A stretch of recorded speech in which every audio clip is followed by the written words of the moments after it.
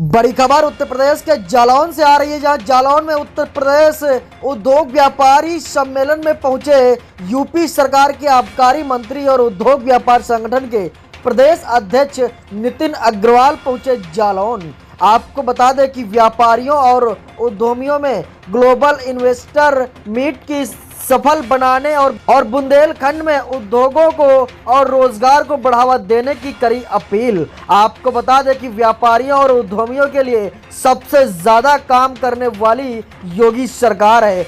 Samajwadi party की सरकार में 2012 से 17 के दौरान व्यापारियों के साथ लूट, गुंडागर्दी और वसूली का काला अध्याय चला। ये कहना है उद्योग व्यापार मंडल में पहुंचे, जहां पर आबकारी मंत्री उद्योग व्यापार मंडल के प्रदेश अध्यक्ष नितिन अग्रवाल का। आपको बता दें कि कांग्रेस के कार्यकाल में व्यापारियों को कालाबाजारी के उत्पीड़ित हैं। योगी सरकार आने के बाद यूपी की छवि गुंडों के प्रदेश से बदलकर विकास प्रदेश की छवि के रूप में सामने आई है।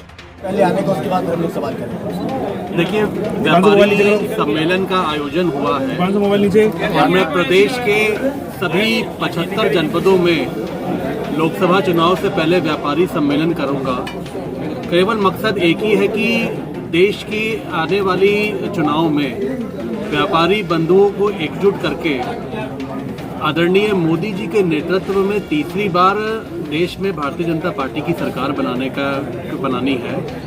और जैसा कि मैंने खुद भी अपने भाषणों में कहता हूं कि व्यापारियों का एक बड़ा योगदान रहता है, तो यही एक लक्ष्य के साथ हम लोग काम कर रहे हैं। सभी कार्यकर्ता पार्टी के काम कर रहे हैं कि आने वाले लोकसभा चुनाव में भारतीय जनता पार्टी की सारी सीटें जीतकर भारत में, देश में हमारी तिवारा सरकार पूर्ण बहुमत की बनेगी। आपका 13-14 में समिट होने वाला है लखनऊ। अखिलेश जी ने आज एक तंज कसा हुआ है कि अगर पहले से काम करा लेते, जो पिछले 6 वर्षों में काम नहीं कराया, हमारी सरकार में जो काम हुआ था उसका अगर पहले पूरा करा लेते तो आज ये रंगाई पुताई और अन्य काम की जरूरत नहीं पड़ती, क्योंकि G20 का भी सम्मेलन है। देखिए, मैं केवल इस पे यही कहूँगा, अखिलेश जी को जिम्मेदारी से अपने बयान देने चाहिए। वो राष्ट्रीय अध्यक्ष एक पार्टी के हैं, प्रदेश के पूर्व मुख्यमंत्री रहे हैं और हम सरकार में हैं क्योंकि जनता ने हमें मौका दिया है सरकार में आने का, जनादेश नहीं है। और ये अखिलेश जी भूल गए हैं कि जनता ने लगातार 2014 से उनको नकारने का काम किया है, चाहे वो 14 का लोकसभा चुनाव हो, 17 का विधानसभा चुनाव हो, 19 का लोकसभा चुनाव हो या 22 का विधानसभा चुनाव हो। लगातार जनादेश उनके खिलाफ आ रहा है, लगातार जनता भारतीय जनता पार्टी के नेतृत्व के साथ खड़ी हुई है। और मैं तो यही सलाह दूंगा कि उनकी उत्तर प्रदेश से जमीन खिसक चुकी है और मेरे ख्याल से उत्तर प्रदेश की जनता उन्हें सीरियसली नहीं लेती। एमएलसी चुनाव में हार के बाद अखिलेश ने कहा है कि जो प्रशासन है वो सरकार में पक्ष ले रहा है, उसके दबाव में काम कर रहा है, क्या कहेंगे उस पर? देखिए, लगातार बार बार हर बयान में अखिलेश यादव जनादेश का अपमान करने का काम कर रहे हैं। मैंने कई बार ये बयान सुना कि वो कहते हैं कि भाजपा ने बेईमानी करके चुनाव जीत लिया। मैं तो पूछना चाहता हूं कि 2012 में अगर सरकार बनी थी तो क्या बेईमानी से सरकार बनाई थी, या 2022 में अगर उन्हें 125 विधायक मिले तो वो बेईमानी से जीत कर आए हैं? लगातार समाजवादी पार्टी और समाजवादी पार्टी के नेता जनादेश का अपमान करते चले आ रहे हैं और मैं उन्हें कहना चाहता हूं कि अगर यही रुख रहा उनका तो जनता 2024 के आम लोकसभा चुनाव में जो उनके 5 सीटें भी जीत कर आई थी उससे भी वो हाथ धो बैठे। एक उन्होंने वीडियो ट्वीट किया है अखिलेश जी ने मैनपुरी को लेकर कि मैनपुरी में भाजपा बहुत करारी हार हुई तो लाइट गांव की काटनी शुरू कर दी है। ये लगातार ट्वीट कर रहे हैं। देखिए, हम जनादेश का सम्मान करते हैं, चाहे कोई भी जीते कोई भी हारे, ये जनता का सम्मान है, जनता का अपना उनका इन्होंने वर्डिक्ट दिया है। अगर भारतीय जनता पार्टी ये काम कर रही होती तो 38 वर्षों बाद उत्तर प्रदेश में दोबारा हमारी सरकार लौट कर नहीं आती।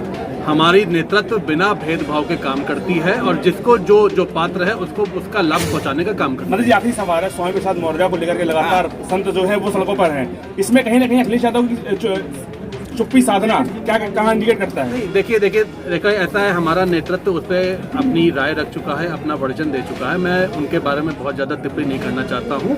अब ये तो अखिलेश यादव को ही बताना चाहिए कि उनकी पार्टी का क्या होगा। आबकारी मंत्री हैं, जल्द से जल्द होनी है भी आने वाली।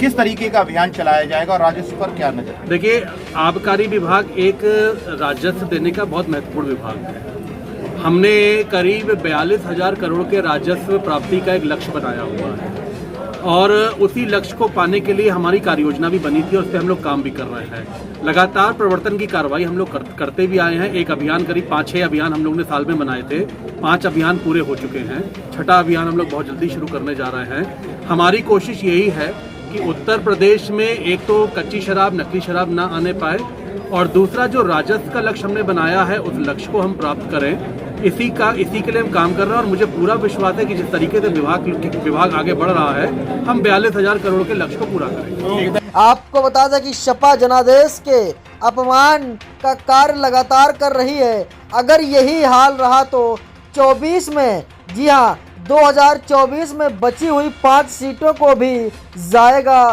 सुपड़ा साफ।